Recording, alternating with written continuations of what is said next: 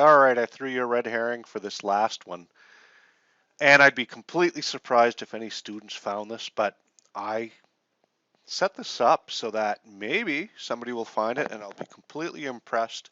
And if you figure this out without my help, but by looking for help on the internet, I think you're going to do just fine in life in terms of being able to struggle and overcome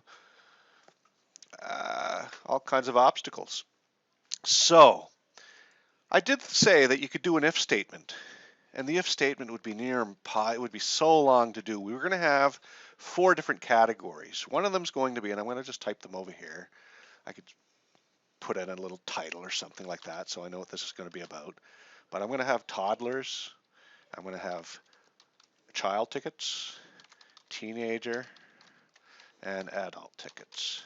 All right, and that's what I'm going to want to have here, sorted automatically based on the criteria in using these dates. So of course toddler I said would be from 0 to 5, child 6 to 12, and so on and so forth.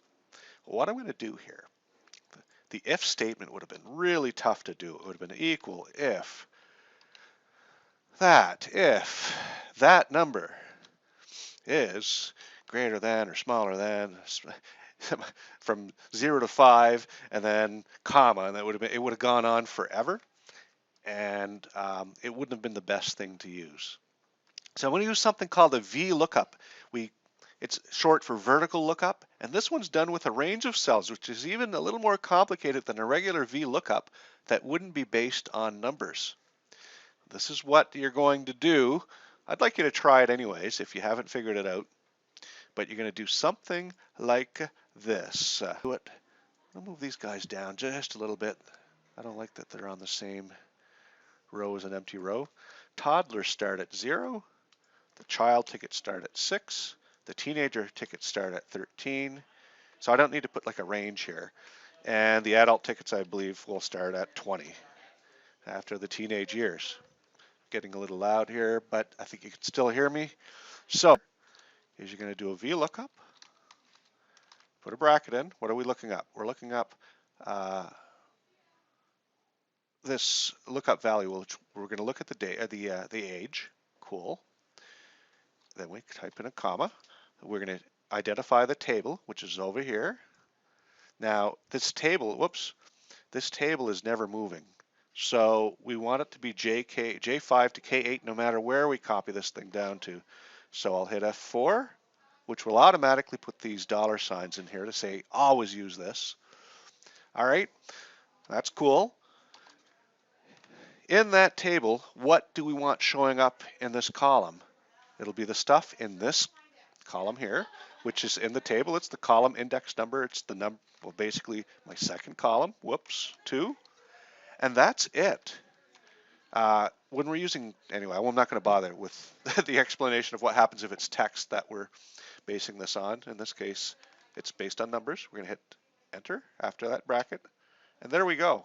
There's my adult ticket. Teenager. Child is 8. Look at that, 18. All right, let's change one here and see if it works automatically. Let's change this guy here. Let's just pretend that his birth date was in 2006. And we'll see that it should change to, there's child, perfect. Let's find a toddler. Let's make somebody a toddler, 2016. Perfect, toddler. Worked great. So that was what you want to do. Very complicated in terms of what you've been doing right so far, but not impossible and kind of neat, isn't it? And by the way, if you wanted to center, this stuff, you could do that too. All right, I hope you learned something. You're seeing that Excel can be a very powerful tool. This will be one of the last assignments in the course for June 2017 as I build the course, but I think you're getting a good picture of what can be done with Excel.